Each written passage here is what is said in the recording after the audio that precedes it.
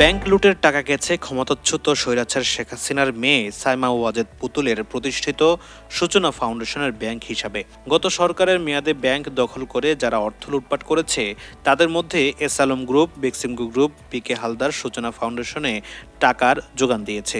S আলমের দখলে থাকা ইসলামী ব্যাংক ও ইউনিয়ন ব্যাংক থেকেও সিএসআর এর টাকা গেছে এই ফাউন্ডেশনের হিসাবে। এর বাইরে আরও কয়েকটি বড় গ্রুপ থেকেও টাকার যোগান দেওয়া হয়েছে। আর্থিক প্রতিষ্ঠান ও ব্যাংক লুটের দায়ে অভিযুক্ত পিকে হালদারও সূচনা ফাউন্ডেশনে টাকা দিয়েছেন। সংশ্লিষ্ট সূত্রে এসব তথ্য জানা গেছে।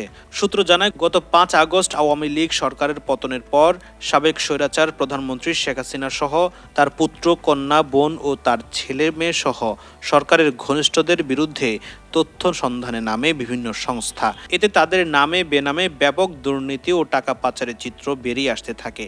শেখ হাসিনার মেয়ে সাইমা ওয়াজেদ পুতুলের নামেও বিভিন্ন অনিয়ম ও দুর্নীতির তথ্য প্রকাশ্যে আসে।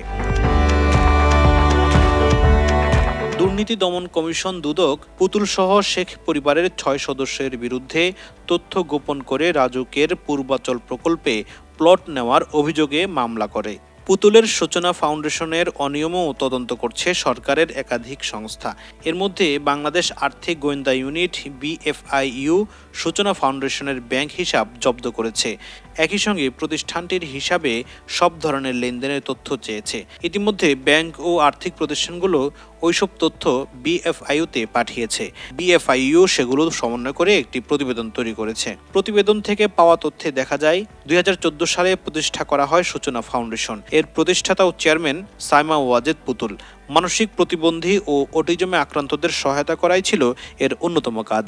প্রতিষ্ঠার পর থেকে সূচনা ফাউন্ডেশনের ব্যাংক হিসাবে বিভিন্ন ব্যক্তি ও প্রতিষ্ঠান থেকে জমা হয়েছে 179 কোটি টাকা। এর বিপরীতে প্রতিষ্ঠানটি খরচ করেছে 114 কোটি টাকা। বাকি 65 কোটি টাকা জমা রয়েছে। ওই অর্থসহ হিসাবটি এখন জব্দ অবস্থায় রয়েছে। সংশ্লিষ্ট সূত্রে জানা যায়, আওয়ামী লীগ সরকারের ঘনিষ্ঠ ব্যবসায়ী এস আলম গ্রুপ 7 ব্যাংক ও একটি আর্থিক প্রতিষ্ঠান দখল করে লুটপাটের মাধ্যমে টাকা পাচার করেছে। ওই গ্রুপের হিসাব থেকে সূচনা ফাউন্ডেশনেও টাকা গেছে। পতিত শেখ হাসিনার উপদেষ্টা সালমান এফ রহমানের মালিকানাধীন বেক্সিমকো গ্রুপ থেকেও সূচনা ফাউন্ডেশনে টাকার যোগান দেওয়া হয়েছে।